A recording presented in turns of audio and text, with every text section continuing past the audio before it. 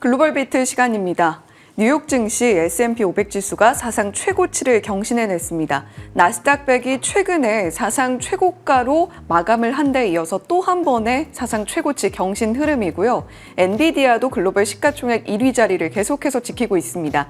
우리 증시는 3,100포인트 그리고 800포인트 선에서 쉬어가는 흐름을 그리고 있는데 뉴욕 증시가 새로운 동력을 제공해 줄 수 있을지 한번 함께 지켜보시죠. 네, 아주 궁금해지는데 지금 뉴욕 증시 흐름을 본다면 지금 최고치까지 올라왔다라는 기대감 혹은 너무 가파르게 왔다라는 경계감이 함께 상존을 하고 있습니다. 하지만 섹터와 종목별 흐름을 자세히 들여다보면 AI 낙관론이 살아있다 보니까 여전히 매수세가 우위에 있다는 점을 알 수가 있는데요. 자세한 시장 상황을 들여다보도록 하겠습니다. 3대 지수 오늘 일제히 상승으로 진행이 됐습니다. 특히 S&P 500 지수 이제 종전 사상 최고치가 6,144포인트입니다. 장중에 그를 뚫어내는 흐름이 나타나긴 했습니다만 종가 기준으로는 살짝 반납이 있고요. 이제 3포인트만을 남겨두고 있는 상황이고요. 나스닥 지수 역시도 사상 최고치가 이전에 173포인트였습니다. 이제 단 6포인트만을 남겨두고 있는 상황이라고 볼 수 있겠죠. 자, 주요 시장의 재료들을 들여다보겠습니다. 상호관세 유예 기간이 이제 다음 달 8일이면 종료가 됩니다. 미국 현지 시간 기준으로 이제 12일도 채 남지 않은 것이 되겠는데 백악관 측에서 오늘 직접 상호관세 유예 기간이 연장될 수 있다라고 밝혔습니다. 그리고 이 말은 대변인의 입을 통해서 나온 말입니다만 그 외에도 백악관의 경제자문위원장이죠. 스티븐 미란 역시 같은 발언을 내놨습니다. 이 소식이 들려오면서 지수가 장중에 사상 최고치를 터치하는 움직임이 나타나기도 했고요. 그런가 하면 트럼프 대통령이 파월 의장의 후임을 이르면 올 여름에 지명할 거라는 소식도 들려왔습니다. 실제 파월 의장의 임기는 내년 5월까지인데 이제 이를 앞두고 늦어도 10월까지는 후임이 나올 거라는 지금 관측이 나오고 있고요. 그렇게 되면 사실상 파월 의장의 영향력이 약화되면서 시장에서는 조기 금리 인하에 대한 기대감이 살아날 수가 있겠죠. 오늘 이 내용을 소화하면서 10년물 금리 그리고 여러 가지 국채 금리가 하락세를 나타냈고 또 달러 지수의 약세도 동반됐다는 점 체크해 볼 수가 있겠습니다.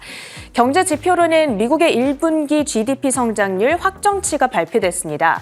이전에 나왔던 잠정치가 마이너스 0.2%였는데 그보다 더 낮은 마이너스 0.5%로 나타났습니다.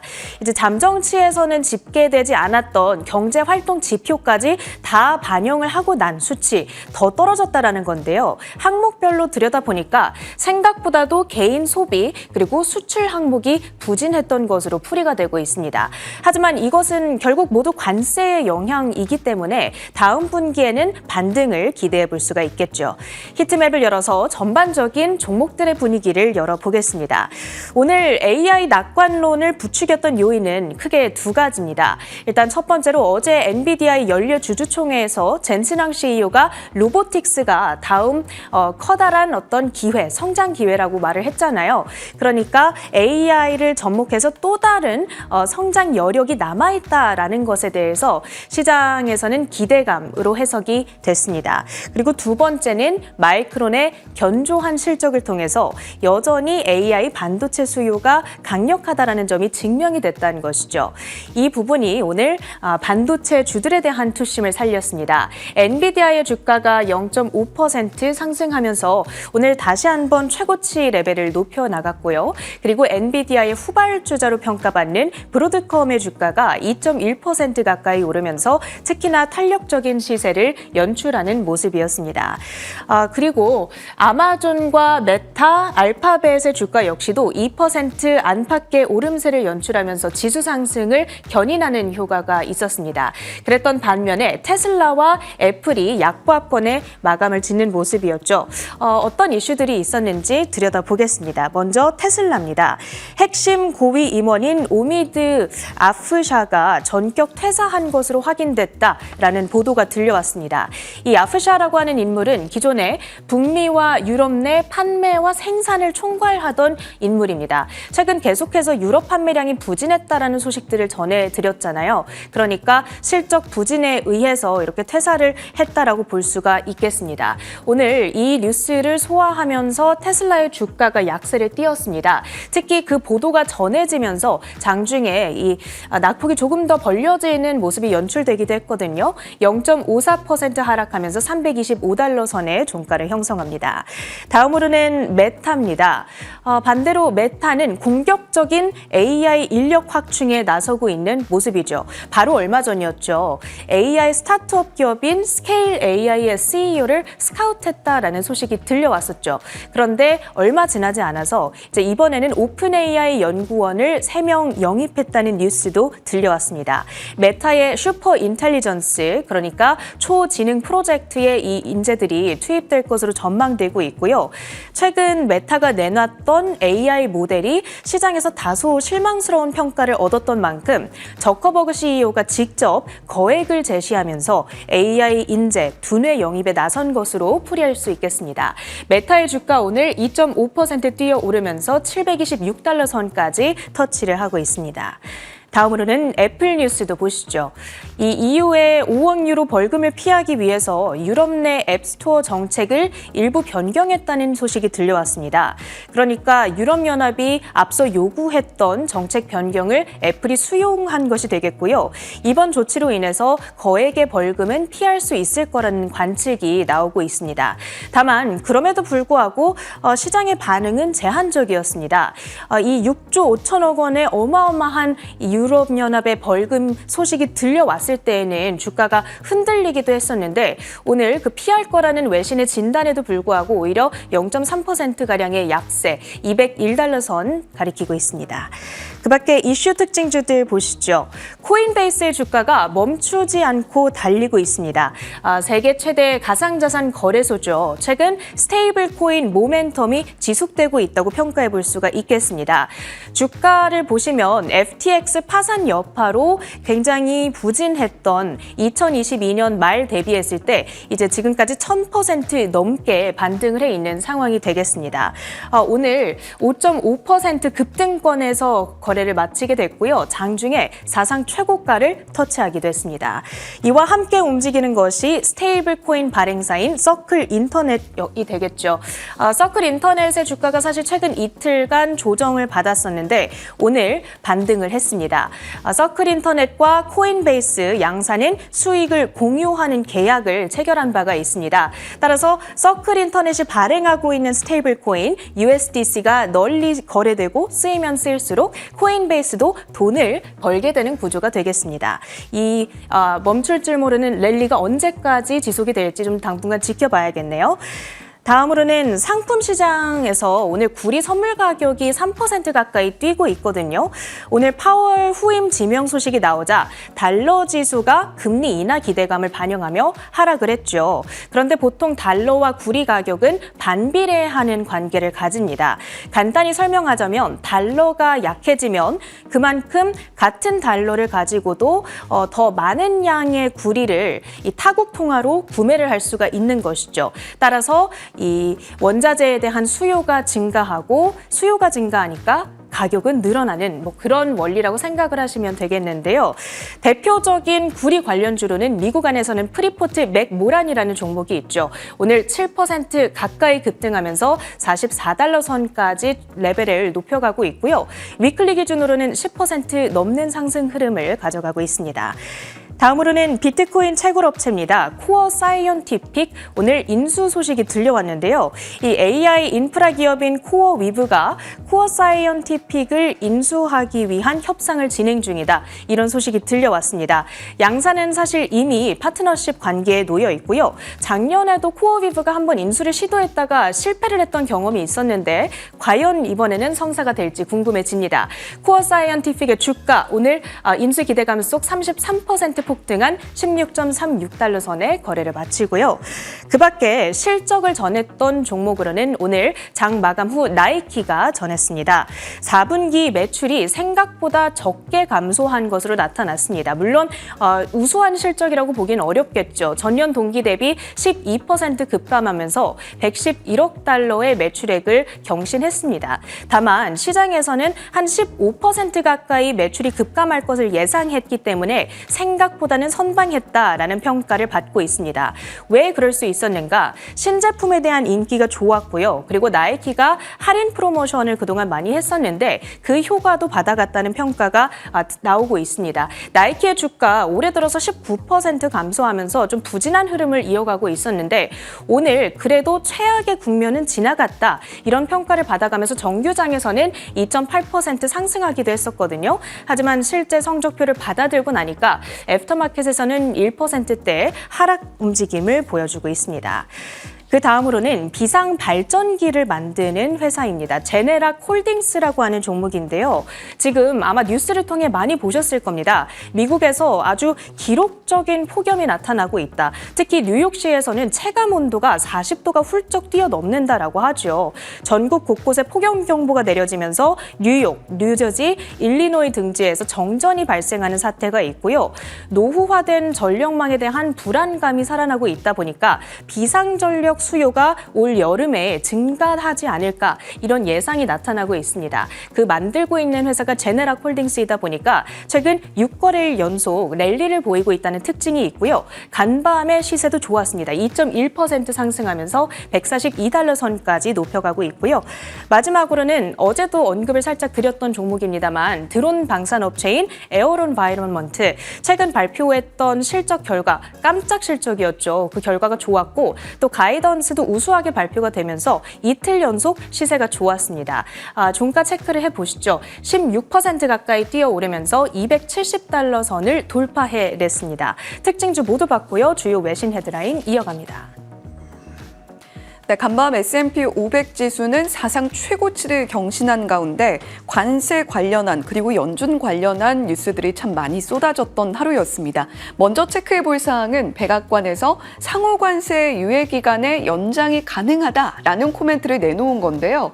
무역 협상에 있어서는 상호 관세 유예에 대한 이 기한이 중요하지 않다라는 이야기를 내놓기도 했습니다. 관세 관련해서 긍정적으로 받아들일 수 있을 만한 모멘텀이기는 한데요. 자동차 부품 관련해서 추가 관세 이야기가 또 부과된다라는 소식도 들려오고 있으니까요. 잠시 후에 조금 더 자세하게 들여다보도록 하겠습니다. 트럼프 대통령 파월 의장의 후임자를 9월에서 10월 사이 이례적으로 좀 빨리 발표할 수 있다라는 보도가 월스트리트 저널에서 단독으로 보도가 됐습니다. 트럼프 대통령이 파월 의장을 마음에 들어하지 않는다는 사실은 이제 투자자들 모두가 알고 있을 법한 이야기인데요. 그 가운데 어떤 사람이 파월 의장의 뒤를 이을 것인가에 대한 여러 가지 추측들도 함께 나오고 있습니다. 자, 미국의 1분기 GDP 성장률 확정치가 마이너스 0.5%로 발표가 됐습니다. 잠정치 그리고 전망치보다도 낮은 수준인데 실질적으로 GDP 어떠한 변화를 거쳐서 확정치가 발표가 됐는가 역시 잠시 후에 자세하게 짚어보겠습니다. 미국의 7년물 국채 입찰이 또 간밤에 진행이 됐는데요. 수요가 비교적 견조하게 나타났습니다. 앞서서 진행이 됐던 2년물 국채 입찰, 5년물 국채 입찰보다는 수요가 비교적 탄탄하게 나타난 셈이고요. 수익률이 예상보다 소폭 높았다라는 부분, 하회했다라는 부분도 함께 지켜보시면 좋겠습니다. 파이낸셜 타임스에서 이란의 농축 우라늄이 대체로 온전한 것으로 보인다라는 보도를 내놨습니다. 이는 미국이 처음에 발표했던 내용과도 비슷한 내용인데 이에 따라서 WTI 원유 선물이 한때 급등세를 보이다가 0.5% 상승한 65.24달러에 거래를 마쳤습니다. 자, GDP 어떻게 발표가 됐는지 먼저 살펴보죠. 1분기 실질 GDP와 여러 가지 지표들입니다. 실질 GDP의 확정치는 마이너스 0.5%로 나타났는데요. 어떠한 과정을 거쳤을까요? 처음에 잠정치 0.3% 마이너스로 나타났습니다. 그 뒤에는 마이너스 0.2%로 조금 나아지는가 싶었는데 정작 확정치는 마이너스 0.5%로 발표가 되면서 전반적인 악화세를 보여줬고요. 명목 GDP는 물가 반영한 총 생산량을 나타내죠. 3.5에서 3.4를 거치더니 3.2%로 발표가 됐습니다. 잠정치보다 역시 낮은 수준입니다. 연간 민간 실질 수요도 들여다볼까요? 실질적인 국내의 최종 수요를 나타내는 지표입니다. 3.0에서 2.5% 그리고 1.9%로 최종적으로 발표가 되면서 수요가 점차적으로 둔화하고 있다는 것을 나타내고 있습니다. 실질 GDI는 생산자 소득 기준의 경제를 환산한 상승한 지표라고 보시면 되겠는데요. 마이너스 0.2에서 플러스 0.2%로 그래도 최종적으로는 소폭 늘어나는 모습을 보여줬습니다. 평균 실질 GDI는 경제활동의 정확도를 높여서 환산한 지표라고 보시면 되겠는데요. 경기 부진을 나타내는 방향으로 0.2 마이너스에서 마이너스 0.1%로 점차적으로 조금 나아지는 모습을 보였다곤 해도 0보다 아래쪽 음의 숫자를 기록했기 때문에 경기 부진을 나타내고 있습니다. 경제 성장에 대한 둔화, 민간 수요도 약화되고 있고요. 물가 상승도 지속되고 있다는 점에서 매크로 데이터는 경제 상황이 그다지 녹록지는 않다라는 것을 반증을 하고 있고요. 5월 무역 수지 적자가 오히려 전월 대비 11% 늘어나는 모습을 보여주면서 현재 트럼프 대통령이 전개하고 있는 무역 정책 자체가 무역 수지에 그다지 도움되지 않고 있다라는 이야기도 함께 전해지고 있습니다. 실제 GDP 어떻게 나타났는지 들여다봤고요. 간밤에 매크로 데이터 상당히 많이 쏟아졌습니다. 그중에서도 주목해 볼 만한 포인트는 실업보험 청구 건수인데요. 신규 실업보험 청구 건수 자체는 전주보다 10,000건 줄어들면서 나쁘지 않은 것처럼 고용이 견조한 것처럼 나타났습니다. 그런데 실업보험의 총 수급자 수가 197만 4천 명으로 집계가 되고 있는데요. 이전보다 3만 7천 명가량이 늘어나는 모습을 반증하고 있는 겁니다. 전체 실업자의 규모로 봤을 때 지속적으로 늘어나고 있는 이 현상을 어떻게 바라봐야 되는가에 있어서는 연준이 조금 고민이 깊어질 것 같고요.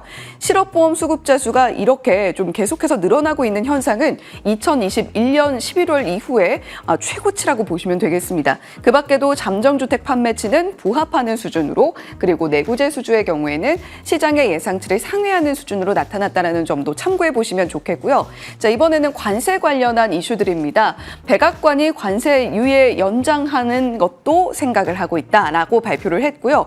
베센트 재무장관의 경우에는 징벌세 조항을 없애달라고 요청을 했다라는 보도가 블룸버그 통신을 통해서 전해졌습니다. 자, 먼저 캐롤라인 레빗 대변인의 발언 짚어보겠습니다. 상호관세 유예가 연장될 수 있다. 하지만 최종적으로는 트럼프 대통령이 결정할 일이다라고 이야기를 하면서 트럼프 대통령의 공을 좀 넘겨주는 모습을 보여줬고요. 상호관세 마감 기한 자체는 중요하지 않고 그 이후에도 무역협정이 체결될 수 있다라고 가능성을 열어뒀습니다. 자, 그러면 스콧 베센트 재무장관은 어떤 이야기 했을까요? 의회에 섹션 899, 이 징벌세 관련한 조항인데 이 조항을 없애달라고 요청했다라는 보도입니다. 징벌세를 삭제하는 대가로 타국에서 미국 기업들에 부과하는 세금을 좀 제외해달라는 것도 함께 제안을 했다라고 보도가 되고 있는데요. 무역협상 관련해서 전반적으로 좀 누그러진 기조들을 확인할 수 있는 발언들이었습니다. 자, 다음 장 이어서 살펴보시면요. 자동차 업계에는 조금 불안할 수 있는 관세 소식도 들려왔죠. 상무부 산하의 국제무역청입니다. 25% 관세에 차량 부품 일부를 추가한다라는 보도인데요. 무역확장법 232조에 근거하고 있는 25% 관세, 이 자동차 부품의 범주에 새 부품을 추가하는 절차를 마련하겠다라는 것이 골자입니다. 미국의 자동차 부품을 생산하고 있는 업체로부터 7월 1일부터 의견을 접수한다라는 소식이 함께 들려왔고요. 앞으로 매년 1월, 4월, 7월, 10월에 업계 요청을 접수한다라는 이야기입니다. 자동차 관세 관련해서는 앞으로도 계속 의견 수렴을 받겠다라는 것으로 봐서 관세 관련해서 자동차 쪽은 좀 피해가기 어렵지 않겠느냐라는 아이디어가 가능하겠고요. 자동차 부품의 이 현행 관세 부과 대상은 엔진, 변속기, 파워트레인 부품, 전자부품, 전반적으로 여러 가지 부품들이 해당이 되기 때문에 과연 어느 쪽이 새롭게 추가될지 조금은 긴장도가 높아지는 모양새입니다. 자, 그와 함께 파월 의장의 자리를 계속해서 흔들고 있는 트럼프 대통령입니다. 또 한 번 그 자리를 흔드는 발언이 나왔고요. 트럼프 대통령이 파월 의장의 후임자를 9월에서 10월 사이 발표하는 것을 고려하고 있다는 소식입니다. 파월 의장의 임기는 11개월가량 남아있는 상황이기 때문에 거의 1년여의 기간을 남겨두고 있는 상황인데요. 스콧 베센트 재무장관, 크리스토퍼 월러 이사, 케빈 워시, 그 밖에도 케빈 헤셋 위원장과 같은 인물들의 이름이 거론되고 있습니다. 그런 가운데 또 한 명 새로운 후보군이 추가가 됐는데요. 데이비드 멜페스 전 세계은행 총재도 이 후보군 부분 안에 들어있다라는 소식이죠. 보통 3, 4개월간의 인수기간을 거쳐서 의장 자리에 앉게 되는 것을 고려한다면 상당히 이례적으로 빠른 발표가 이루어질 수 있다라는 보도가 나오고 있는 셈이니까요. 연준의 정책 방향에 영향을 미칠지 한번 함께 지켜보시면 좋을 것 같습니다. 첫 번째 헤드라인 바로 살펴보죠. 엔비디아가 마이크론의 AI 수요 증가 언급에 강세를 보였습니다. 바클레이즈가 AI 수요 확대 및 공급망 안정을 이유로 목표 주가를 $200로 상향 조정한 점도 영향을 줬습니다. 이와 함께 옵션 시장을 통해 내재 변동성이 35%로 높은 수준을 기록하고 있어 매수 전략이 증가하고 있다는 점이 부각되는 등 수급적인 부분도 긍정적인 영향을 주고 있습니다. 다만 장 후반으로 갈수록 매물을 소화하며 상승폭을 반납했습니다. 브로드컴은 HSBC가 AI 애플리케이션 에이직 사업에 대한 기대를 상승 동력으로 투자 의견 매수로 상향 조정하고 목표 주가를 $240에서 $400로 상향 조정한 영향으로 강세를 보였습니다. 마이크론은 예상을 상회한 실적과 가이던스 발표, 모건 스탠리 등의 목표가 상향 조정 등 긍정적인 소식이 나왔지만 차익 실현 매물로 하락했습니다. 네, 반도체 종목들 상당히 계속해서 상승 흐름을 잘 받아가고 있는 듯한 모양새입니다. 반도체 관련주들이 최근에 지수 상승을 주도하고 있고요. 그 가운데에서도 글로벌 시가총액 1위 자리를 차지하고 있는 엔비디아의 기여도가 상당히 크겠죠. 간밤에는 0.5%가량의 상승 흐름을 보여줬고요. 그 뒤를 이어서 마이크로소프트, 애플은 이제 3위 자리까지 내려와 있는 상황이 계속해서 유지가 되고 있습니다. 아마존과 알파벳, 메타 역시도 함께 주가 상승을 만들어낸 가운데 매그니피센트 7 종목들 가운데에서는 애플과 테슬라만 살짝 소외된 경향성을 보여주고 있는 요즘이죠. 자, 반도체 관련주들 4월 저점에서 전반적으로 반등하고 있고요.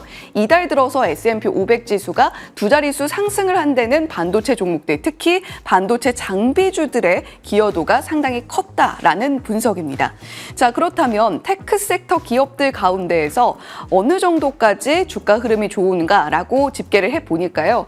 32%가량이 3개월 내 최고치를 기록하고 있습니다. 지금 이렇게 마지막 부분을 보시면 32라는 숫자가 함께 보이실 텐데요. 32%의 비율로 3개월 내 최고치를 기록하고 있다. 테크 섹터 기업들이 상당히 좋은 주가 흐름을 유지하고 있다는 부분 포인트로 삼아 보시면 좋겠습니다.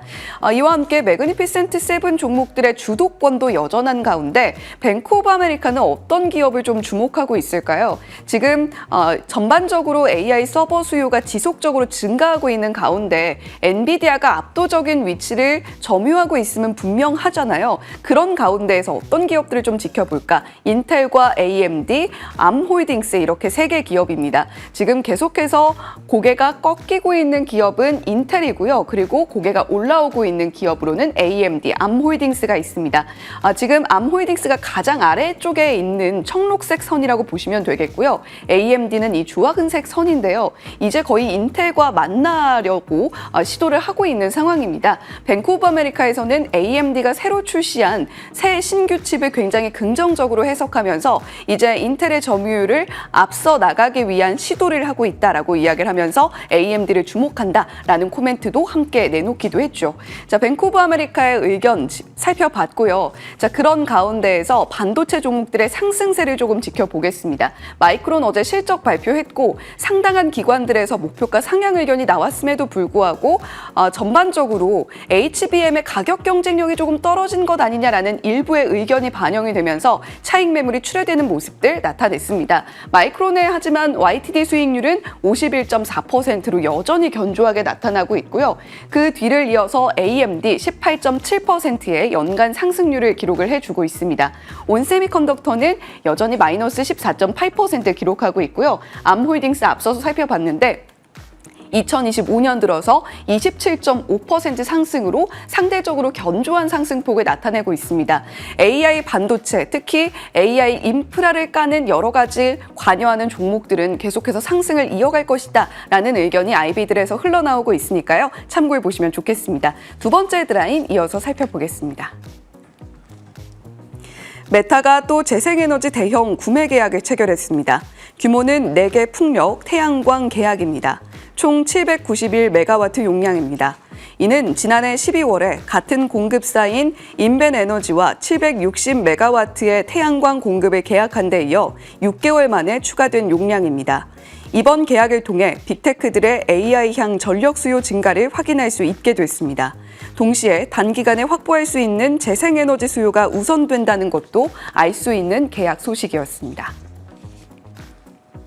메타가 굉장히 공격적으로 AI 전략을 전개해 나가고 있습니다. 메타는 최근 주가 상승 계속해서 무섭게 이어나가고 있는 상황이고요. 4월의 충격을 딛고 매그니피센트 7 종목들 가운데에서도 상당히 좋은 주가 성과를 나타내고 있습니다. 다음 장 이어서 살펴보시면요. 이번 구매 계약 체결의 의미를 좀 짚어보겠습니다. 풍력과 태양광 계약 체결 관련한 소식이고요. 총 791메가와트 용량입니다. 지난해 12월에 같은 공급사와 계약을 체결한 데 이어서 또 한 번 재생에너지 계약을 체결했다라는 것은 일단 당장 필요한 전력부터 빠르게 수급에 나서겠다라는 의지로 해석이 되고 있는 상황이고요. 그리고 무엇보다 신재생 에너지 쪽보다 전통 에너지 쪽을 밀고 있는 트럼프 대통령의 여러 가지 정책에 기반해서 빠르게 전력 확보에 나서겠다라는 의미로 해석이 됩니다. 메타뿐만이 아니라 빅테크 기업들도 이 인프라, AI에 공급할 전력 확보를 위해서 더 추가적으로 나설 가능성이 있으니까요. 함께 참고해 보시면 좋겠습니다. 글로벌 비트 전해드렸습니다.